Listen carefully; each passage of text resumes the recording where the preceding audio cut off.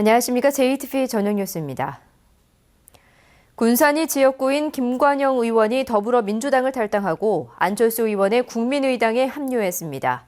탈당 사태가 이어지면서 더불어민주당이 텃밭을 지키기 위해 탈당 의원 지역구에 전략 공천을 할지 관심이 모아지고 있습니다.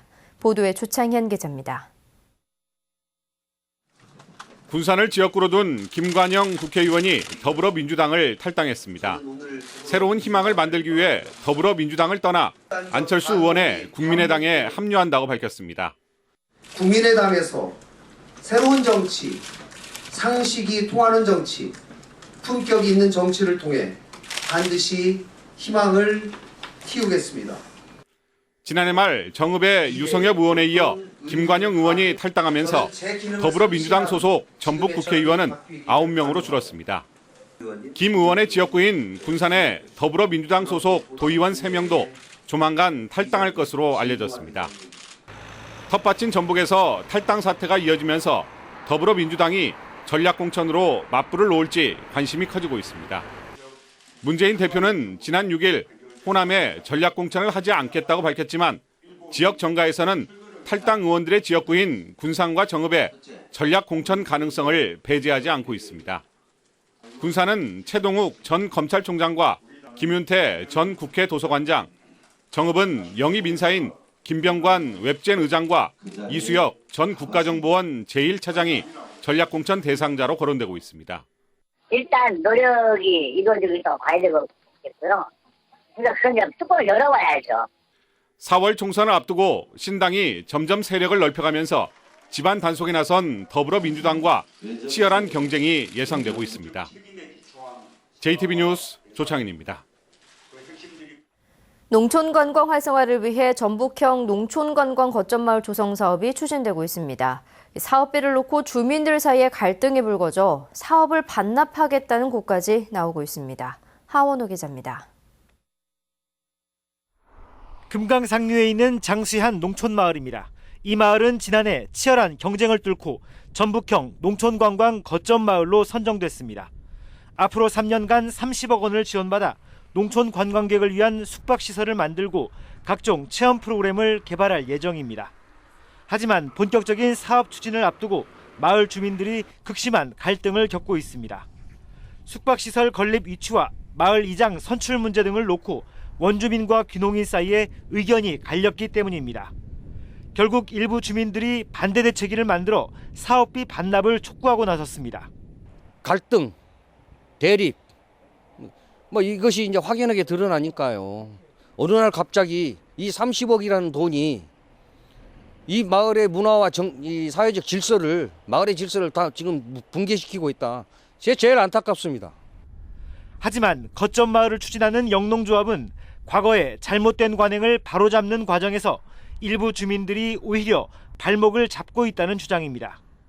열심히 해야 될 시점에 자꾸 갈등이 부각돼서 이렇게 사업이 좀 지지부진해지는 것에 대해서는 저도 대표로서 책임을 지고 좀 통감을 하고 있는 상황입니다. 전라북도는 문제가 불거지자 중재 방안을 마련하겠다고 밝혔습니다. 일부 시군이 그 과정이라고 이제 저희들은 이제 보고 있는데 아무튼 잘 조정을 해서 잘 추진될 수 있도록 이제 해야죠. 모두 420억 원을 들여 14개 시군에 한 곳씩 농촌관광 거점마을을 만드는 이 사업은 농촌관광 활성화를 위한 민선 6기 핵심 사업입니다.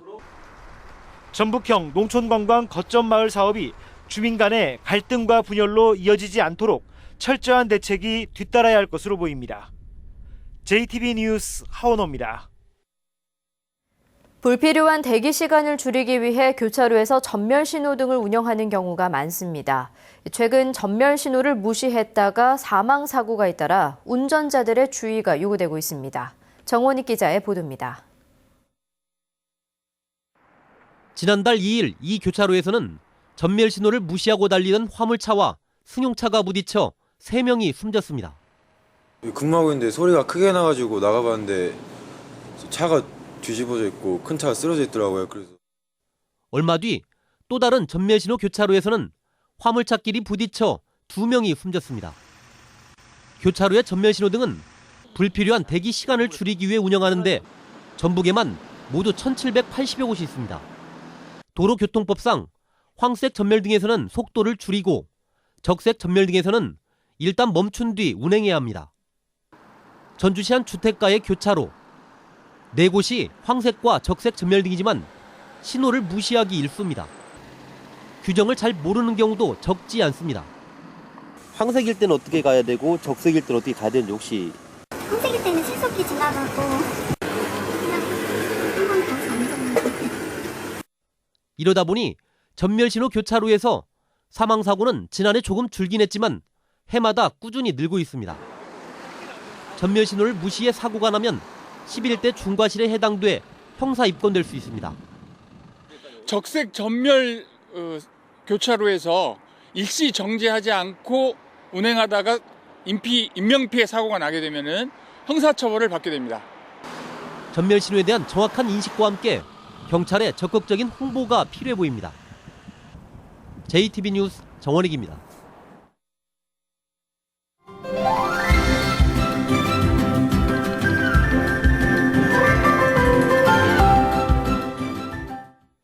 얼마 전만 해도 여름에 생산했던 딸기가 요즘은 사계절 나오는데요. 겨울에 생산하는 딸기가 맛도 영양도 가장 좋은 것으로 확인됐습니다. 건강한 생활 송창용 기자입니다. 시설하우스 안에서 딸기가 빨갛게 익어가고 있습니다. 잘 익은 딸기를 따는 농민의 손길이 분주합니다. 시설하우스 딸기는 보통 12월에서 이듬해 5월까지 6개월 동안 수확합니다. 국립원예특작과학원이 연구한 결과 딸기는 겨울에 수확한 딸기가 가장 맛있는 것으로 나타났습니다. 겨울 딸기의 평균 당도는 12.5 브릭스로 봄철 딸기 10 브릭스보다 2.5 브릭스나 높았습니다. 신맛을 내는 산도는 겨울철이 0.7%로 봄철 1%보다 3분의 1 가까이 낮았습니다. 봄철에는 기온이 높기 때문에 한 70% 정도 익었을 때 수확을 하고 있고요.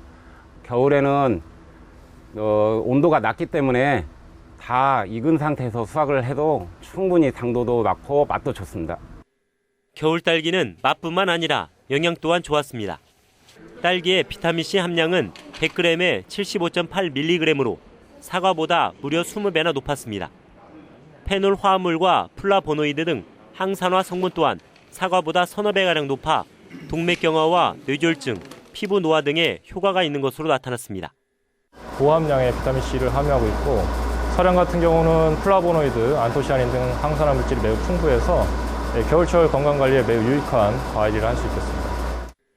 원예특작과학원은 딸기밭에서 매양과 서량 등 국산 품종이 일본 품종을 밀어내고 90% 이상의 점유율을 보이고 있다며 앞으로 더 달고 영양가 좋은 딸기 개발에 주력하겠다고 밝혔습니다. JTB 뉴스 송창용입니다. 군산경찰서는 친구를 살해한 혐의로 중국 동포 60살 이모 씨에 대해 구속영장을 신청했습니다. 이 씨는 어젯밤 9시쯤 군산에 있는 한 노래방에서 휴대전화를 잃어버린 뒤 일행들을 의심하며 난동을 부리다 친구 59살 박모 씨에게 뺨을 맞자 인근 편의점에서 흉기를 구입한 뒤 박 씨를 찔러 살해한 혐의를 받고 있습니다. 전북은 내일 대체로 맑다가 낮부터 점차 구름이 많아지겠습니다. 내일 아침 최저기온은 전주 영하 5도 등 영하 9도에서 영하 5도의 분포로 매우 춥겠습니다. 낮 최고 기온도 전주가 영상 2도에 머무는 등 0도에서 2도의 분포로 오늘보다 조금 낮겠습니다. 서해안 지역에는 밤 늦게 산발적으로 눈이 날리는 곳도 있겠습니다. 바다의 물결은 앞바다 1에서 2m, 먼바다는 1.5에서 3m로 다소 높게 일겠습니다. 전주기상지청은 당분간 추운 날씨가 이어지겠다며 수도관 동파 등 시설물 관리에 주의를 당부했습니다.